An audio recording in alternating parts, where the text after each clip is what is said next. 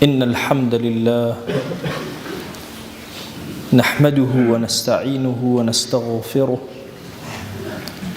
ونعوذ بالله من شرور أنفسنا ومن سيئات أعمالنا من يهده الله فهو المهتد ومن يضلل فلا هادي له أشهد أن لا إله إلا الله وحده لا شريك له وأشهد أن محمدًا عبده ورسوله يا أيها الناس اتقوا ربكم الذي خلقكم من نفس واحدة وخلق منها زوجها وبث منهما رجالا كثيرا ونساء واتقوا الله الذي تساءلون به والأرحام إن الله كان عليكم رقيبا. لپاش سپاس و ستایشێکی بێهەمتا بۆ کردگاری مەزنوو داواکردنی درود و ڕەحمەت و سەرگیانی پاکی پێشەوەی مرۆڤایەتی محەممەد صلی الله تعالى عليه وسلم. ئەمڕۆ 27 شعبانی ساڵی 1445 کۆچی پێغەمبەر صلی الله عليه وسلم ئەگەری زۆرە ڕۆژی دووشەممە یان سێشەممە بچێنەوە مانگی مبارەکی ڕەمەزانەوە. مانگی ڕەمەزان مانگی لێخۆشبوونی خودایی، مانگێک کە ئەگەر رب العالمین تەوفیقی هەر یەکێک لە عەبدەکان بدا زۆر بە پاکی لێ دەرئەچێ، زۆر بە ساغی لێ دەرئەچێ. عمری ئینسان تایە زۆر پان ئەبێ، زۆر گەورە ئەبێ، زۆر درێژ ئەبێ. لە ڕاستیە پێش قاچ خستن ناو ڕەمەزانەوە پێویستمان بە تەوبەیەکی زۆر قوڵ هەیە. تەوبەیەک لە هەرچی گوناهە، لە هەرچی بۆنی گوناهە ئینسان بینی خۆی و خوا تەوبەیەکی سادقانەی کردبێ. کە ئەچیتە خزمەت قورئانی پیرۆز دوو وشە زۆر بەکار هاتووە بۆ مەسائلی تەوبە. دیارە وشە زۆرن لە قورئان ئەو بابەتە ئەگەێنن، بەڵام دوانیان زۆر سەرەکین وشەی ئیستیغفار و وشەی تەوبە. ئەفەرمێ رب العالمین وأن استغفروا ربكم ثم توبوا إليه يا قوم استغفروا ربكم ثم توبوا إليه. لە زۆر ئاەتە ئیستیغفاریش بەجیا باسەکرێ، تەوبەش بەجیا باسەکرێ. عولەما ئەفەرمون ئەگەر ئەم دوو کوشەیە هەر دانێکیان بەکار هات ئەوی تریان ئەگرێتەوە، بەڵام ئەگەر پێکەوە بەکار هاتن هەریەکیان معنایەکی هەیە. ئەگەر وتت تەوبە ئیستیغفاریش ئەگرێتەوە، وتە ئەستەغفر الله تەوبەشە کردووە. بەڵام ئەگەر وەک پێغەمبەریان صلی الله عليه وآله وسلم فەرمێ لە مەجالیسە ئەیفەرموو اللهم إني أستغفرك وأتوب إليك، هەردووکی بەکارەهێنا. ئەفەرموون تەوبە بریتیە لە ڕجوعی دڵ، ئینسان دڵی بگەڕێتەوە بۆ لای خوا، پەشیمانی دەرببڕێ. وی لە فەرمایشتەکە فەرمێ التەوبەة هي الندم، پەشیمانیە لە ئینسانە. عولەما فەرموویانە گەڕانەوە بۆ لای خوا لە تەوبەیە دووشتە. گەڕانەوە وازهێنانە لە هەموو مەعسیەتێک، گەڕانەوەیە بەرەو ئیحسانەکان و چاکەکاریەکان. بەڵام ئیستیغفار دوو معنای سەرەکی هەیە، یعنی خوای گیان چۆن لێرە سەترت کردوم ئەم شاریتەوە بم شارەوە لێرە و لە قیامەتیشا لێم خۆش بە. استیغفار زۆرتر ڕەبتی بە قیامەتەوە هەیە، تەوبە زۆرتر ڕەبتی بە دنیای ئینسانەوە هەیە، ڕەبتی بە حاڵی تۆوە هەیە. استیغفار ڕەبتی بە حاڵی خواوە هەیە جەلە جەلالوه. ئێمەی ئیماندار کاتێ ئەڵێن خوایە تەوبە بە دڵ، بە زمان، بە کردەوە تەوبەکەمان ئەسەلمێنین. کاتێکیش ئەڵێن ئەستەغفر الله وشەی غوفران بە معنای شاردنەوەی، یعنی خوایە لێرە سەترم کە لە قیامەتیشە خوایە لێم خۆش بە. تەسەوورکەن ئەگەر خوا سەترمان نەکا لە گوناه، ئێمە کین؟ کەسمان ئەتوانین لەگەڵ کەسمانە دانیشین و مەجالیس گەرم بکەین؟ ڕەحمەتی خوا لە ئیبن القەیم بێ فەرمێکە لە نیعمەتە زۆر گەورەکانی رب العالمین بەسەرمانەوە ئەوەیە کە ئەن الذنوب لا تفوح، بۆ گەنی نایەت گوناه. ئەگەر ئینسان گوناهی بکردایە بۆنی بەهاتایە کەس لەگەڵ کەسان نەیەکرا، لەبەر گوناهی پیسمان، گوناهی زۆرمان، لەبەر ڕەشبوونمان لە گوناهەکانە. بۆیە ئێمە پێویستمان بەوەیە تەوبەیەکی زۆر قوڵ بکەین. زۆر کات تەوبە وا تێگەیشتون تەنها تەوبە لە گوناهەکرێ، كأما هەڵەیەکی زۆر گەورەیە. ئەفەرمێ لە چ شتێ تەوبە ئەکەی؟ هەرچی واجباتێ لە ژیانە تەرکە کردووە ئەبێت تەوبەی لەسەرکەی، هەرچی حەرامێکە کردوتە ئەبێت تەوبەی لەسەرکەی. ابن تيمية أفرمي زور كسي وهاتي قشتوه كتوبة تنها للسيئات. أفرمي وليست التوبة من فعل السيئات فقط بل من الحسنات، بل كتوبة أبي هندجار لحسنات وشاكان يخود بيكي كابوتو توبة أكي للسيئات وخرابة كاريا كان وواجبه كتقصيرها بولنا كردنا كان وكردنا خرابة كان لقل أو شهمو أو طاعتاني ككردوت التوبة لسر أكي كأما بشيكي غائبة للتوبة إيمايا نوێژە کردووە تەوبەی لەسەرەکەی، ڕۆژوت کردووە تەوبەی لەسەرەکەی. بۆیە خۆشەویستمان صلی الله عليه وسلم فێری کردوین لە دوای نوێژەکان سێ جار بڵێن ئەستەغفر الله ئەستەغفر الله ئەستەغفر الله.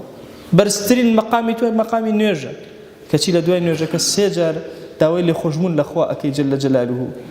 بۆیە لە ئیحسانەکان لە چاکەکان کە کردوتە ئەبێ داوای لێخۆشبوونێکی قوڵ بکەی.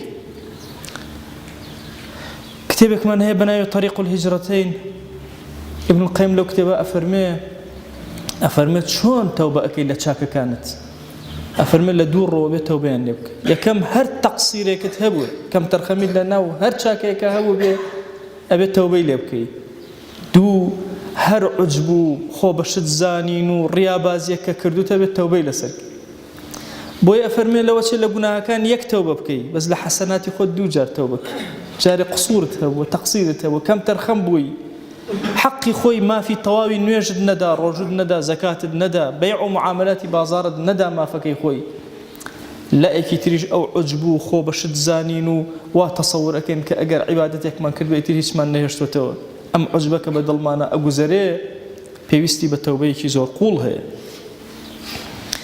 إمام قرطبي فرمي هيج خلافني لبين أمتي في غمرة صلى الله عليه وآله وسلم في وجوب التوبة واجبها مو إيمان داري بالتوبة كالجياني خويا أبي استغفر الله زور بقرة ولا إخوة. إمام النووي رضا رحمتي خويا لبي أفرمي التوبة واجبة على الفور أما يشك لو شتانيك كم ترخم انتيا هر قناهك تكرت أفرمي الصغيرة بيا كبير سواء كانت المعصية صغيرة أو كبيرة على فورا واجبه يكسبتو داوي لبرن لخوابك اگر تأخيري كي قناه باريش تربوي تصور كتو قناه كتكردو الله يقينا بياني داوي لخوشونكم يا با مدة يكتر يا با بيربم يكسر راستوخو لدواي قناه كت نظرك كتكردو استغفر الله يبينا بشوينيا واجب لسرد اما واجب شون نيجاكي واجب او استغفار او واجب بويا ام بشر للتوبة كردن لا اما فراغه نما زاني وشون توبة بكين هاتون كتوبة ما كردوها بزماني كي كرتشو كال ببي الدل ببي آقاء بغافلانة كلمة توبة بزمان ما ناتوي أستغفر الله بوي إنسان هميشة أم قصي إمام النووي لا يدابي لدواي قناها كانت الراس توخو أستغفر الله لسر زمان بي ضلت إنابيها بي وقرانوي ولا إخواها بي جل جلاله خو أو كسي استغفاري زور أكات وزور أستغفر الله أكا فوائدي زور دسك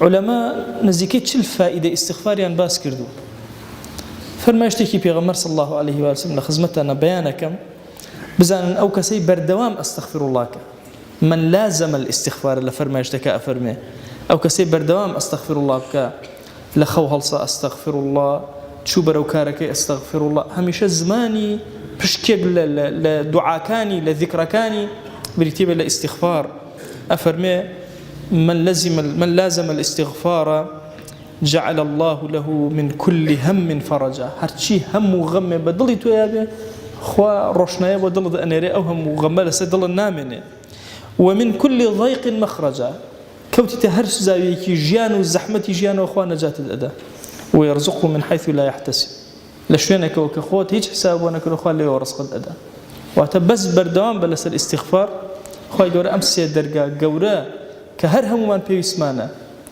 انسان شيء بهمك جاري وهي انسان طوابه بالرؤى كان جاري وهي انسان هم مغمق ضلوا دروني دايره كان ناتوانا بخوي بخوا هيج هم جاني افوتين استغفاري زورك درجه داخرا وكان لجاني توب استغفر الله اكرنا استغفر الله كليلي درجة داخرة وكان يجاني تويا بۆیە ئینسانی ئیماندار هەمیشە یەکێک لە ذیکرەکانی بریتیە لەوەی کە ئیستیغفاری زۆر زۆر بکە. ئەزانن یەکێک لە فائیدەکانی ئیستیغفاری زۆر و تەوبەکردن ئەو خراپانەی کە کردوتە خوا لە قورئانە فەرمێ ئولائیکە یوبەدل الله سەیئاتیهم حەسەنات. ئەو سەیئاتانە ئەو خراپانەی کردوتە ئەبێتە چاکە. علەما دوو ڕەئیان هەیە مفەسرین کە ئیمامی تەبەری نەقڵی کردووە. ئەفەرمێت چۆن ئەبن چاکە، یعنی کەسێک خراپ بنمونە کەسێک زینای کردووە چۆن زیناکە ئەبێتە عیفەت و پاکداوێن. هەندێک فەرموویانە فەرموویانەوە باسی ئاخرەتە. خوا جل جلاله لآخرته أم عبدا نامي أعمالي سيرك لبريوي نسرابي الزنا نسرابي عفة باك داويني شو كتوبيك صادقاني كردو لبريوي نسرابي الدزي نسرابي أميني ودس باكي أو ما في خواي أبو شوازي ليه ما في خلقي شخوي كسكا ببيداته أفرمون هندي اشترينا أم آيات ما بستي أولنك إمام طبري خوي ترجيحي أوادا أفرموا أولئك يبدل الله سيئاتهم حسنات أم كسد للدليا بيشتر جناه شيرين بوا شاك شيرين بي أجد توبيك الرازق يا نبكر بويل رمضان أبيني هم من خريج دين داري وخوانا سينو دين وأرن أو كاركي أو توبيك الرازق يا نذكر دوا خواش جواني كان ديني لدلتا تشسبان دوا بوي تبديل سيئات بحسنات يا لآخرتها يا للدنيا أجل الدنيا بي توي خراب كار بالتوبيك أبيت كسي كيتشاك كار أبيت أهل خير أبيت أهل فضل بۆیە عەزیزانم ئێمە لەم بەرەبەری مانگی ڕەمەضانە پێویستمان بە دانیشتنێکە لەگەڵ خۆمانە گفتوگۆیەکە لەگەڵ ڕۆحمانە بزانین چی کردووە لەگەڵ خەیاڵمانە لەگەڵ دڵمانە بزانین چیمان کردووە چیمان ئەم مودەی پێشتر کێڵاوە و ناشتووە چۆن دەرمانی ئەکەین چۆن بنبڕی ئەکەین چۆن کۆتایی ئەکەین چ تەوبەیەک ئەکەین کە ڕەب العالەمین بە عەزەمەتی خۆی دەرگاکانی ئاسمانمان هەموو لێ بکاتەوە بڵێ ئەذنەبە عەبدی ذەنبەن عەبدەکەم گوناهی کرد و زانی خوایەکی هەیە و ئیعترافی کرد بە خوایەتی من و وا پەشیمان بوویەوە و وا منیش جارێکی تر لێ خۆش ئەبووم و عەفوی ئەکەم و دەرگای خێری لێ ئەکەم. ئێمە لەم ڕەمەضانە پێویستمان بەوەیە پێش ئەوەی قاچمان خستبێتە ناو ڕەمەضان خۆمان پاک کرد بێتەوە. ئەم چەند ڕۆژە ماوە فرسەتێکی زۆر گەورەیە ئینسان بە پاکی بە نەزیهی بە بێگوناهی قاچ بخاتە ناو ڕەمەضانەوە. هەرچی گوناهە تەرکی کرد. گوناهی مۆبایلەکەت گوناهی قسەکردنی لەگەڵ ڕەگەزی بەرامبەرە گوناهی چاوپارێزیت گوناهی دڵپارێزیت گوناهی ڕۆحپارێزیت نەبوونی ڕیا نەبوونی حقد و بغز لە دڵە هەمووی تەوبەی ئەوێ. ابن تەیمیە فەرمێت تەوبە ئەعمالی دڵ و ئەقوالی دڵ ئەکا تەوبە ئەعمالی ظاهری ئینسان و ئەقوالی ظاهری ئینسانەکە بۆی ئینسانە بێت لە هەمووی تەوبەکە هەرچی خەیاڵتە هەمووی قسەی دڵتە ئەبێت تەوبەی لەسەرکەی بگەڕێیتەوە خوای عەفوم کە ئەم دڵم ڕاهێنا لەسەر خراپە بیخەرەوە سەر چاکە بە نەزیهی بەرەو مانگی ڕەمەضان هەنگاو بنێ لعل مانگی ڕەمەضان ئەبێتە مانگێکی گۆڕانکاری نەبۆ تۆ بۆ هەموو ئومەتی پێغەمبەر صلی الله عليه و آله وسلم. خوای گیان و ئێمە چەند ڕۆژێکمان ماوە لە بەردەم مانگێکی زۆر پیرۆزە خەریکە تەقەی لێ ئەدەین و وەستاوین بەخوا پەروەردگارە ئەزانین شەرمەندەین ئەزانین گونەهبارین ئەزانین خەجاڵەتبارین بە زمانی ڕەش و بە چاوی ڕەش و بە دڵی ڕەش و بە دەستی ڕەشەوە هاتوین هاوار لە تۆ ئەکەین. ئیلاهی تۆ هیچ عاسیەک ڕەت ناکەیتەوە ئێمەش ڕەت مەکەرەوە قبوڵمان کە وەرمان گرە و لێمان خۆش بە یا ڕەب العالەمین. خوای گیان داوات لێ ئەکەین بە گەورەی خۆت گوناهێ بە ئاشکرا کردومانە عەفومان کە گوناهێ بە پەنهان کردومانە عەفومان کە ئیلاهی گوناهێ لەمەوە پێش کردومانە عەفومان کە گوناهێ لەمەوە دوایکەین و فریای تەوبە ناکەوین عەفومان کە ئیلاهی دەستەکانمان پاک کەرەوە چاومان سپی کەرەوە دڵمان سپی کەرەوە عسیان و خراپەیتیان مەهێڵە یا ڕەب العالەمین. بەخوا پەروەردگارە ئێمە قەد ئینکاری و عنادیمان لە حوزوری تۆیان نەکردووە ئەوە شەهوەت زاڵ بوو بەسەرمانە تووشی گوناه بووین دەیا ئیلاهی بە ڕەحمەتی خۆت و بە بەزەی خۆت و بە کەڕەمی خۆت لێمان خۆش بە یا ڕەب العالەمین. خوایە ئەم مانگی ڕەمەضانە بکەرە مانگی ڕەحمەت بۆسەر ئومەتەکەی پێغەمبەر صلی الله عليه وسلم. ئەزانین براو خوشەکانمان لە زەحمەتێکی زۆر گەورن لە غەزەیە ئەوان برسی و ئێمە تێر ئەوان نائارام و ئێمە ئارام. ئیلاهی ئەم مانگی ڕەمەضانە بکەرە ئارامی و ڕەحمەت و خەیر و بەرەکەت بەسەر هەموو مسلمانانی ئومەتی پێغەمبەر صلی الله عليه وسلم بیبارێنە. ئیلاهی ئەم کوردستانەی ئێمە پڕکە لە خەیر و بەرەکەت و ڕەحمەت یا ڕەب العالەمین. مزگەوتەکانمان پڕکە دینداریمان زیاتر کە گەنجەکان و لاوەکانمان هیدایەت بدە یا ئیلاهی داوات لێ ئەکەین پەیامەکەی خۆت بکەرە حاکمی دڵمان، حاکمی ماڵمان، حاکمی وڵاتمان. ئیلاهی ئەم عەبدانە هاتوونەتە ئەم ماڵەی تۆ، هەمویان ئەهلی خەیر و صەلاح، ئەمانە ئەهلی سوجدن، ئەهلی ڕکوعن، ئەهلی شایەتومانن، ئەهلی تەوحیدن. يا إلهي دعوة لأكن برحمة بزي خود دعاء كان جرابك ادعوا الله وأنتم موقنون بالإجابة. الحمد لله رب العالمين، والصلاة والسلام على خير خلق الله محمد وعلى آله وأصحابه الكرام وتابعيهم بإحسان إلى يوم الدين. أوصيكم عباد الله ونفسي قبلكم بتقوى الله وكثرة مخافته، فإن التقوى شعار المؤمنين ودثار المتقين، ووصية الله تبارك وتعالى في وفيكم وفي الخلق أجمعين. وشويسكام پیغمبر عليهم الصلاة والسلام قرشا ويشا استغفر الله شاكردن وتوبة شاكردن وقالنا ولا لا خواي أمرت فرماوين بأمتكاشا كتوبة كرا وقالا ولا خواي. كاتم لي خزمة قرآني مباركي باسو آدم وانيو فتلقى آدم من ربه كلمات فتاب عليه. دماو أنا عصيان شكر توبة شكر كومال كلمات بكاري آده خوا جل جلاله عفو شكر. نوح فرماواش ربي اغفر لي ولوالدي ولمن دخل بيتي. فرماواش خوايان جوي مجاء وتاتم هش كسي إيمان داريش جاء فرتاو بيا مي إيانا ومن خوايا سنشا وجبه يعني داو عفوش بيوشكر. موسى فرماواش ربي إني ظلمت نفسي فاغفر لي. خوايان ظلم كركاتك زلي وجدا كسي ومرد خوايا ظلم كرج نفسه عفو مكر خوايا جوري عفو كرت. قردو بيغمبرك داستان شاوانيو إلا بشي وشان باسو التوبة باسو أنا كدا عفو شجع خوايا كردن حتى جورتينو قمة ترين يا جنة كبيغمريان صلى الله عليه وآله وسلم وشويس وظليمة فرماو كاتي كفتحو خوايا بأماو ديال مسلمان بيتا ماد لإدينه فوت فسبح بحمد ربك واستغفره. خو أمرش بنكرو أي بيغمر صلى الله عليه وسلم سبحان الله كرو استغفارش. ما عائشة فرماو دماو إن قرجال فرماوه سبحانك اللهم وبحمدك أستغفرك وأتوب إليك. سبحان الله كرو استغفارش كرو شو أمرش بنكرو برب العالمين.